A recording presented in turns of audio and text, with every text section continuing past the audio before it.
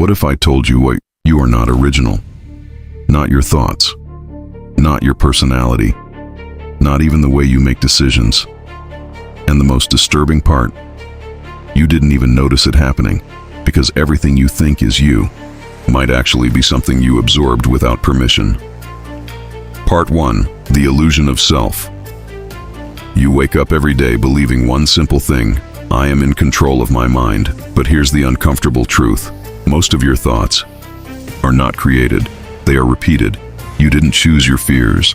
You learned them. You didn't design your habits. You copied them. Even your opinions feel personal. But they are often recycled from family conversations, social media clips, friends' beliefs, random moments you forgot in your brain. Never labels them as borrowed. It labels them as mine. That's where the illusion begins. Part 2. You are a copy machine. Your brain is not a creator. It is a pattern recognition machine. It observes, it stores, it repeats. That means every reaction you have today is built from yesterday's inputs. You didn't decide your personality. You assembled it, like a collage made from things you saw, things you heard, things you survived, things you feared.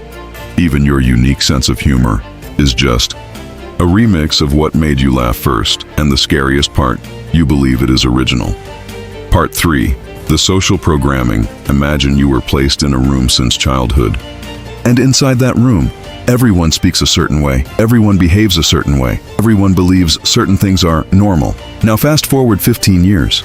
You step out and you think, this is just who I am. But actually, you are just a reflection of the room. That room has a name, environment, and it has been programming you silently, without commands, without warnings, without your permission. Part 4. Your thoughts are not yours. Here is something even more disturbing. Try this. Think of your next thought. Go ahead. You can't, because thoughts don't originate from you. They appear like notifications.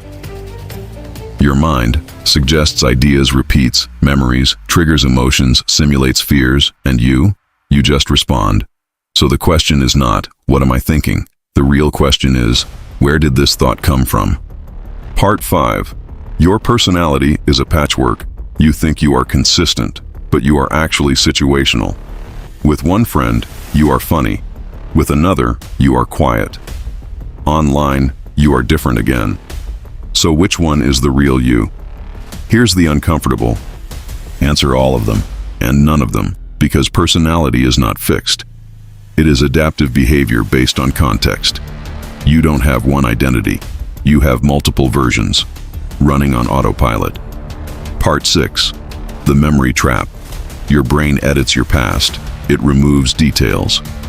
It exaggerates emotions. It rewrites stories, and then it says, this is what happened. But it's not recording reality. It's reconstructing it, which means even your life story is not fully reliable. It is a narrative your brain built to make sense of chaos. Part 7. Why nothing feels original anymore. Ever feel like ideas are repeating thoughts? Feel familiar? Creativity feels stuck. That's not random. You are consuming more input than you are processing. So your brain stops creating new paths and starts recycling old ones. That's why trends feel repetitive, content feels copied, even your thoughts feel pre-thought, because originality requires silence, and we live in noise. Part 8.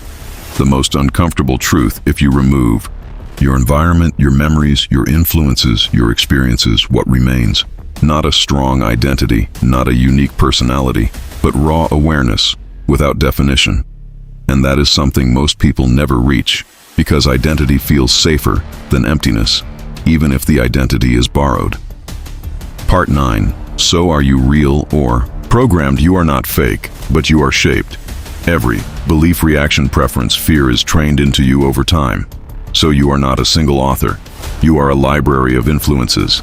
The question is not, am I original? The real question is, how much of me is conscious choice, and how much is automatic programming? Final twist. Here's the twist nobody tells you. Even realizing this doesn't instantly make you free, because awareness is just the first layer. The real shift happens when you start noticing which thoughts repeat, which reactions are automatic, which beliefs you never questioned, and slowly, you begin to separate you from what was installed in you. not to erase yourself, but to understand what is real choice and what is repetition. So the real question isn't, am I original?